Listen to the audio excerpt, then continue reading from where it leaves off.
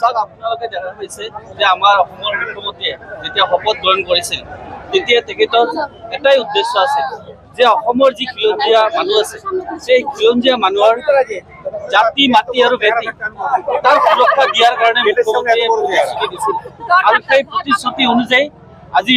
মাননীয় মুখ্যমন্ত্ৰী হিমন্ত বিশ্ব শৰ্মাদেৱে তেখেতে কাম কৰি আছে আৰু তাৰ কাৰণে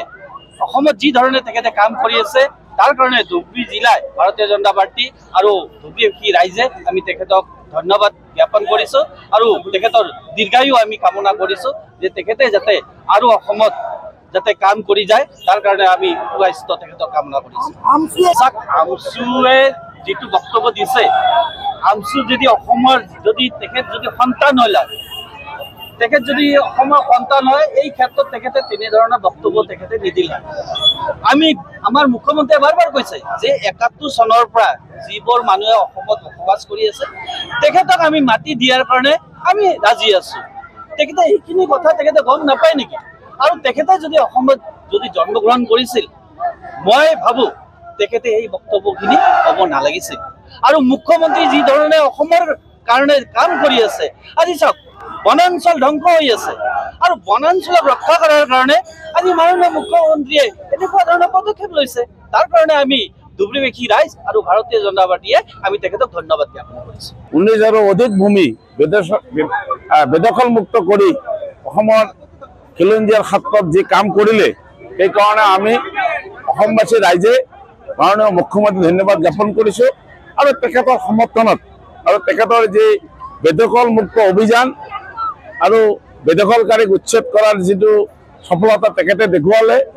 আৰু বেদখল মুক্ত কৰিবলগীয়া যি ৬৫,০০০ ভূমি এতিয়া বাকী আছে আমি আশা ৰাখো গোটেইখিনি বেদখল মুক্ত কৰি অসমৰ যেনেকৈ এই চৰকাৰখনে দুৰ্নীতিমুক্ত কৰিলে ঠিক তেনেধৰণে বেদখল মুক্ত কৰাৰ যিটো প্ৰতিশ্ৰুতি সেই প্ৰতিশ্ৰুতিক তেখেত ফল দিয়াৰ কাৰণে আমি সকলোৱে মাননীয় মুখ্যমন্ত্ৰীক ধন্যবাদ জ্ঞাপন কৰিছোঁ চাওক আপোনালোকে দেখা পাইছে যে আমাৰ অসমৰ মুখ্যমন্ত্ৰীয়ে যেতিয়া শপত গ্ৰহণ কৰিছিল তেতিয়া তেখেতৰ এটাই উদ্দেশ্য আছিল যে অসমৰ যি খিলঞ্জীয়া মানুহ আছে সেই খিলঞ্জীয়া মানুহৰ জাতি মাটি আৰু ভেটি তাৰ সুৰক্ষা দিয়াৰ কাৰণে মুখ্যমন্ত্ৰীয়ে প্ৰতিশ্ৰুতি দিছিল আৰু সেই প্ৰতিশ্ৰুতি অনুযায়ী আজি মাননীয় মুখ্যমন্ত্ৰী হিমন্ত বিশ্ব শৰ্মাদেৱে তেখেতে কাম কৰি আছে আৰু তাৰ কাৰণে অসমত যি ধৰণে তেখেতে কাম কৰি আছে তাৰ কাৰণে ধুবুৰী জিলায় ভাৰতীয় জনতা পাৰ্টি আৰু ধুবুৰীবাসী ৰাইজে আমি তেখেতক ধন্যবাদ জ্ঞাপন কৰিছো আৰু তেখেতৰ দীৰ্ঘায়ু আমি কামনা কৰিছো যে তেখেতে যাতে আৰু অসমত যাতে কাম কৰি যায় তাৰ কাৰণে আমি সুস্বাস্থ্য তেখেতক কামনা কৰিছো আমচুৱে যিটো বক্তব্য দিছে আমচু যদি অসমৰ যদি তেখেত যদি সন্তান হয় তেখেত যদি অসমৰ সন্তান হয় এই ক্ষেত্ৰত তেখেতে তেনেধৰণৰ বক্তব্য তেখেতে নিদিলে আমি আমাৰ মুখ্যমন্ত্ৰীয়ে বাৰ কৈছে যে ৭১ চনৰ পৰা যিবোৰ মানুহে অসমত বসবাস কৰি আছে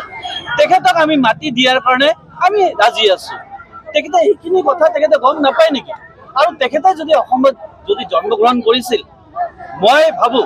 তেখেতে এই বক্তব্যখিনি ক'ব নালাগিছিল আৰু মুখ্যমন্ত্ৰী যি ধৰণে অসমৰ কাৰণে কাম কৰি আছে আজি চাওক বনাঞ্চল ধ্বংস হৈ আছে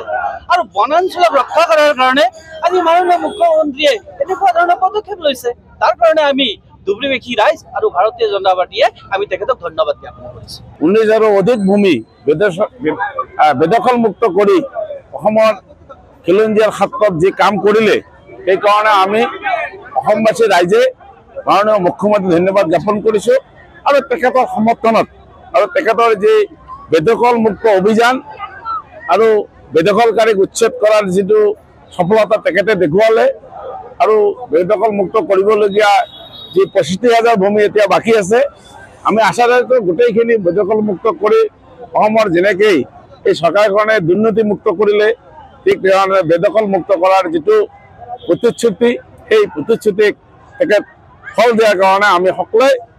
মাননীয় মুখ্যমন্ত্ৰীক ধন্যবাদ জ্ঞাপন কৰিছোঁ যিকোনো খবৰৰ বাবে যোগাযোগ কৰক 7099017330 লগতে 7099017110 নম্বৰত।